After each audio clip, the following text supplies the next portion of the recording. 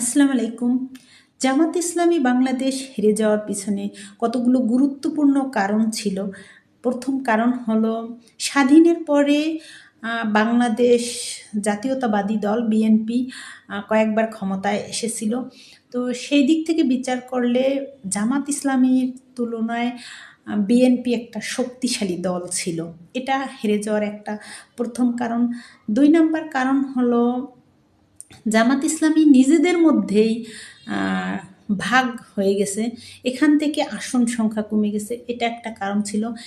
৩ number কারণ আমার কাছে মনে হয় জামাত ইসলামী কোনো মহিলা প্রার্থীকে সমর্থন করেনি, এটা ঠিক হয়নি। মহিলাদেরও সমর্থন, ভবিষ্যতে যদি জামাতের কখনো ক্ষমতায় আসতে হয়, আসার ইচ্ছা করে, তাহলে মহিলাদের অবশ্যই সমর্থন দিতে হবে প্রার্থী হিসেবে।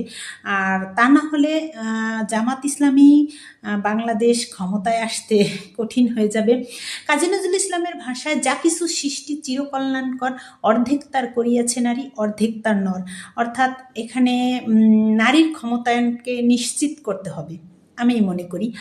আর নাম্বার 4, জামাত ইসলামীকে হেরে যাওয়ার আরেকটা গুরুত্বপূর্ণ কারণ, এক শ্রেণীর মা বোনেরা চিন্তা করতে শুরু করলো যে জামাতকে যদি আমি ক্ষমতায় আনি তাহলে হয়তো আমার বোরকা পরে ঘরের ভিতরে ঢুকে থাকতে হবে, স্বাধীনতা বলতে কিছুই থাকবে না। অ্যাকচুয়ালি এটা নিশ্চিত করতে হবে, ইসলাম কখনো মুখ ঢাকাকে বাধ্য করেনি। পর্দা দুইভাবে হয়, একটা মুখ ঢেকে চোখ বের করে আর একটা মুখ খোলা ভাবে। তো মুখ ঢাকা বাধ্য করেনি। যদি মুখ ঢাকা বাধ্য করতো তাহলে তো আপনার হজ করা, বিভিন্ন জায়গায় পাসপোর্ট সাইজের মুখ খোলা ছবি থাকতো না। তো আমাদের এক শ্রেণীর মা বোনদেরকে কাউন্সিলিং করতে হবে যে এটা কট্টরপন্থী ইসলামের বিরুদ্ধে, এটা সাবলীল বা রাষ্ট্রীয়ভাবে যে যতটুকু করা যায় ঠিক ততটুকু, কট্টরপন্থীভাবে কোনো ধর্মীয় অনুশাসনকে চাপিয়ে দেওয়া যাবে না, এটা জনগণকে বোঝাতে হবে।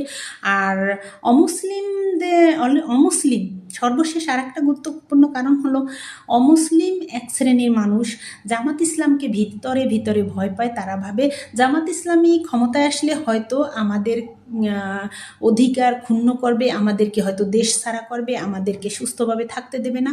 তো যদিও কৃষ্ণ নন্দী জামাত ইসলাম থেকে দাঁড়িয়েছিল, তবে উনি জিততে পারেননি।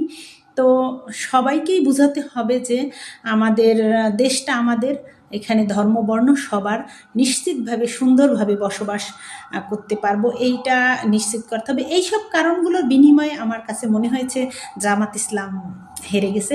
তবে একটা বিষয়, বিগত বছরগুলোতে বিগত নির্বাচনের তুলনায় জামাত ইসলামী বাংলাদেশ অনেকগুলো আসন পেয়েছে এবং কিছু কিছু জায়গায় বিপুল ভোট পেয়েছে এবং খুব অল্প বা কাছাকাছি যে হেরেছে, তা এদিক থেকে বিচার করলে অনেক ভোট পেয়েছে, অনেক সমর্থন এসেছে, আলহামদুলিল্লাহ। আমি সর্বশেষ একটা কথাই বলি, সেটা হচ্ছে আমি আমাদের সোনার ছেলেদের পক্ষে, এনসিপির পক্ষে। আল্লাহ হাফেজ।